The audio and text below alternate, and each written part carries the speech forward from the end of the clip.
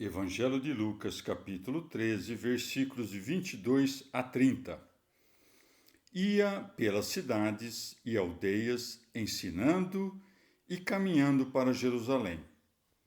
Alguém lhe perguntou: Senhor, são poucos os que se salvam? Ele respondeu-lhes: Esforçai-vos por entrar pela porta estreita, porque vos digo que muitos procurarão entrar e não conseguirão.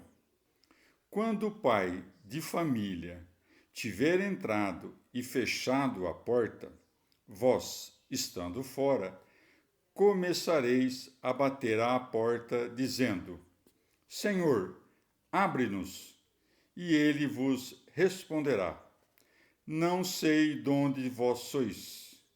Então começareis a dizer: Comemos e bebemos em tua presença. Tu ensinaste nas nossas praças. Ele vos dirá: Não sei de onde sois. Apartai-vos de mim, vós todos que praticais a iniquidade. Ali haverá choro e ranger de dentes, quando virdes Abraão, Isaque, Jacó e todos os profetas no reino de Deus, e vós serdes expulsos para fora. Virão muitos do Oriente, do Ocidente, do Norte e do Sul, e se sentarão à mesa no reino de Deus. Então haverá últimos que serão os primeiros, e primeiros que serão os últimos. Palavra da salvação. Comentário: Lucas 13, de 22 a 30. São Beda. Muitos tentarão entrar, estimulados pelo amor à salvação, e não conseguirão, abalados pela aspereza do caminho. Ora, o pai de família é Cristo, que, estando presente em tudo por sua divindade, disse que está dentro daqueles que ele, presente no céu, alegra com a visão de si mesmo, mas está como que fora dos que ele, escondido, ajuda em seu combate nessa terra estranha. Ele entrará quando tiver levado a igreja inteira à perfeita contemplação de si mesmo. Fechará a porta quando houver suprimido aos réprobos a ocasião de penitência. Estes baterão do lado de fora, isto é, separado dos justos, implorarão debalde a misericórdia que desprezaram. Daí que siga, e ele vos responderá: Não sei de onde vós sois. Ou ainda, em sentido místico, come e bebe na presença do Senhor quem recebe com avidez o pasto do Verbo. Daí que, como em explicação das suas palavras, se acrescente: Tu ensinaste nas praças. Com efeito, a Escritura, nas passagens mais obscuras, é comida, porque é como que desagregada por meio da explicação e engolida pela mastigação, e é bebida nas passagens mais claras, em que absorvida tal como se apresenta.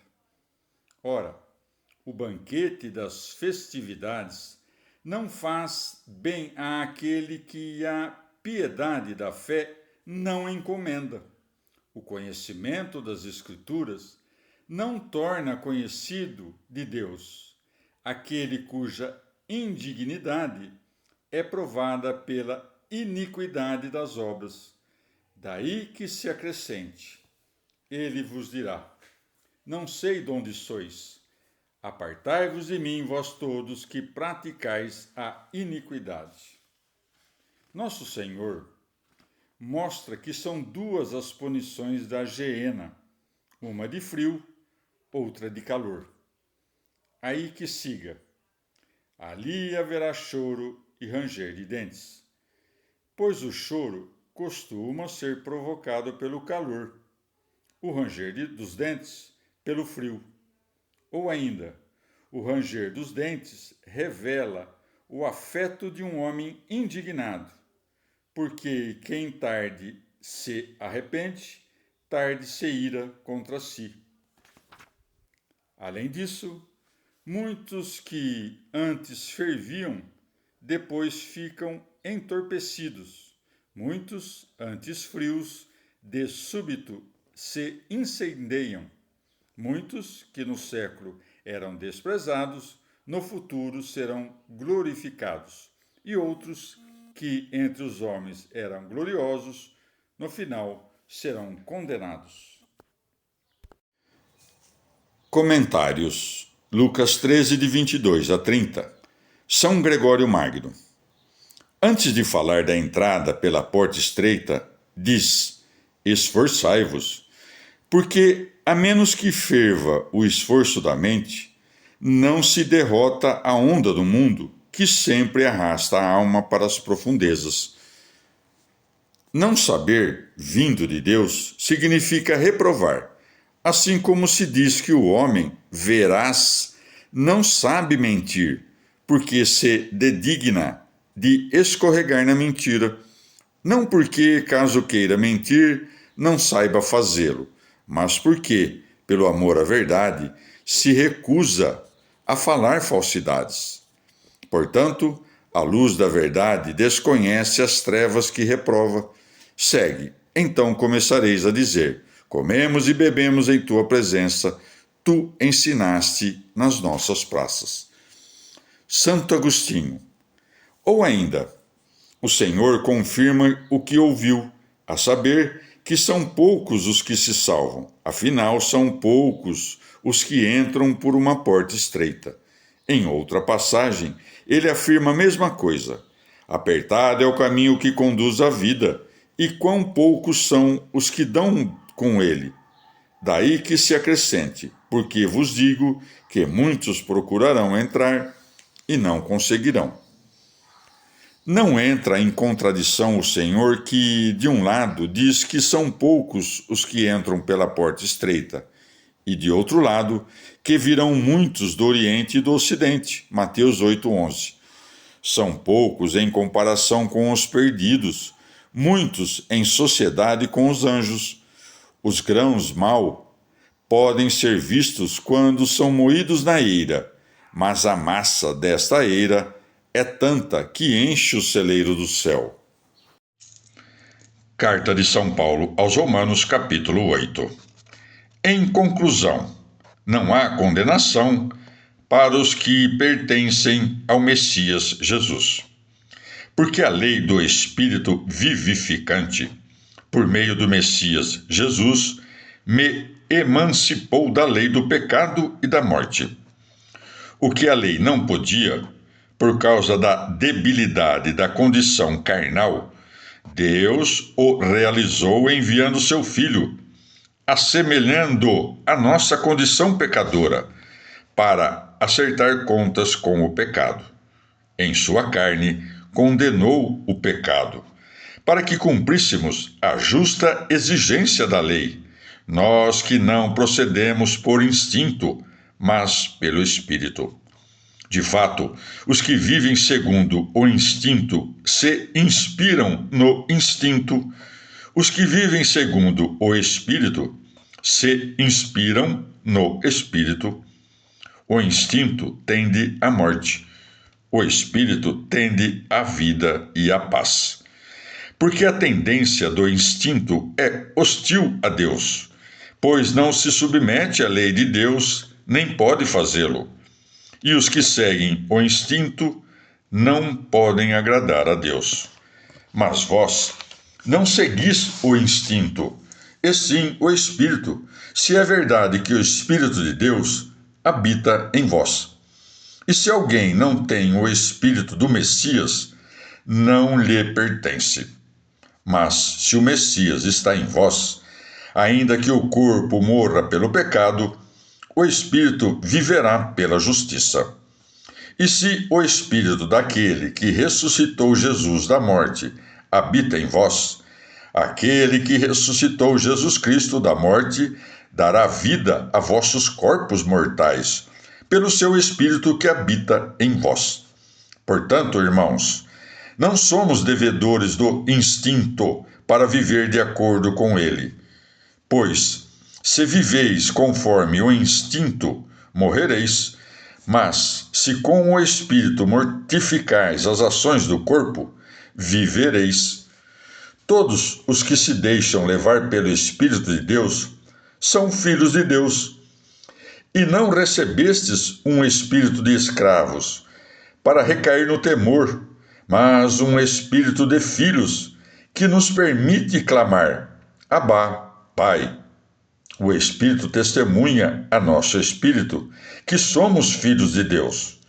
E se somos filhos, também somos herdeiros, herdeiros de Deus, co-herdeiros com Cristo.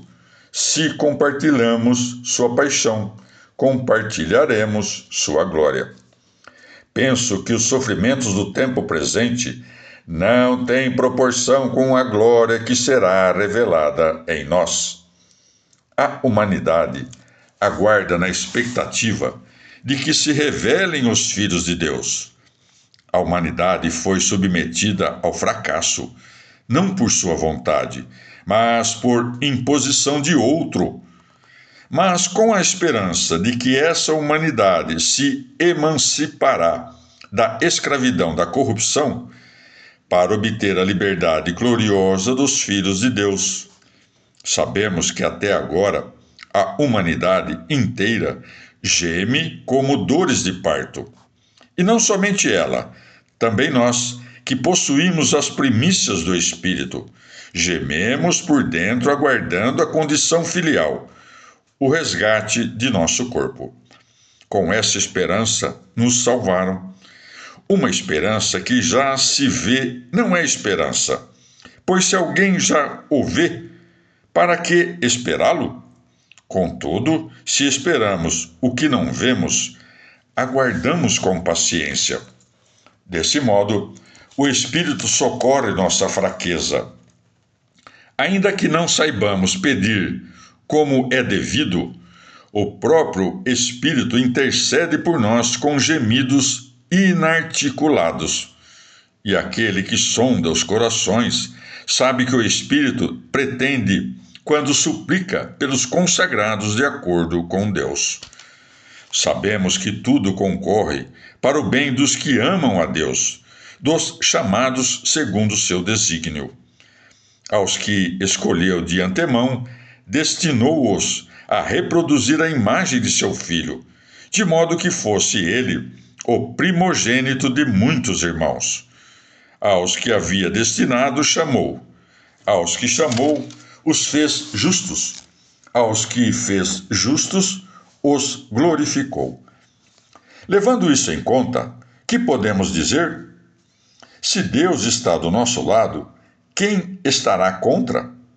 Aquele que não poupou o seu próprio filho, mas o entregou para todos nós, como não nos vai dar de presente todo o resto com ele? Quem será fiscal dos que Deus escolheu? Se Deus absolve, quem condenará? Acaso Jesus Cristo, aquele que morreu e depois ressuscitou e está à direita de Deus e suplica por nós? Quem nos afastará do amor de Cristo? Tribulação? Angústia? Perseguição? Fome? Nudez? Perigo? Espada?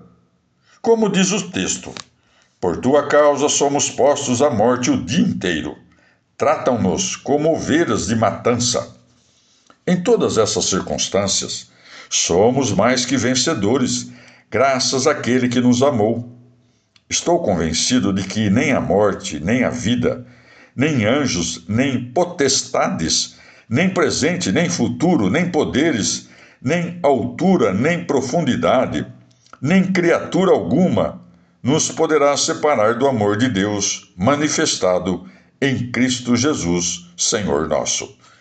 Palavra do Senhor. Salmo 13. Até quando, Senhor?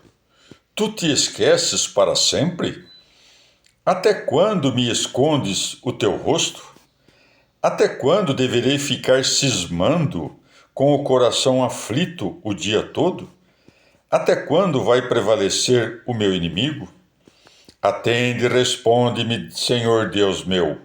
Dá luz aos meus olhos, para que não durmam o sono da morte. Que meu inimigo não diga, eu venci, nem se alegre meu adversário com meu fracasso. Pois eu confio em tua lealdade, meu coração exulta com tua salvação. Cantarei ao Senhor pelo bem que me fez. Palavra do Senhor. Transposição cristã do Salmo 13, por Luiz Alonso. É frequente na tradição antiga identificar o rosto de Deus com Jesus Cristo, pois quem o vê, vê o Pai. Lemos em Efésios 5,14: Desperta, tu que dormes, levante-te da morte, e o Messias te iluminará.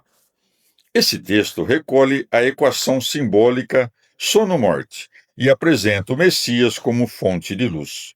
O símbolo da luz de Cristo é frequente, como o ilustram alguns textos escolhidos. Lucas 1:7-9.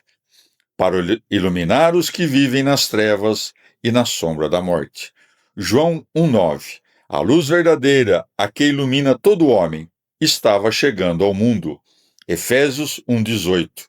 Que o Pai, que possui a glória, vos dê um saber e uma revelação interior com profundo conhecimento dele, e que mantenha iluminados os olhos de vossa alma.